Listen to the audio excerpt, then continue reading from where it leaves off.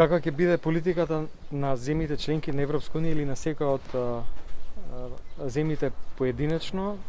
во рамки на Европската унија, надвор од унијата, во Европа или ширум светот? Сега е тешко да се каже, имаме некои најави, имаме информации, некои од ставовите на земјите се менуваат. Во секој случај, нашиот Green Pass кој што го спремаме ќе биде спремен од почетокот на следната недела, е пас кој што е електронски преку QR код и апликација која што ќе може да се симне на секој мобилен телефон, ќе ги содржи простор за 3 податоци. Односно, на QR код ќе има простор за податок за вакцина, односно ревакцина и типот на вакцината. Вториот податок ќе биде PCR тестирањето, кој што секогаш ќе може да се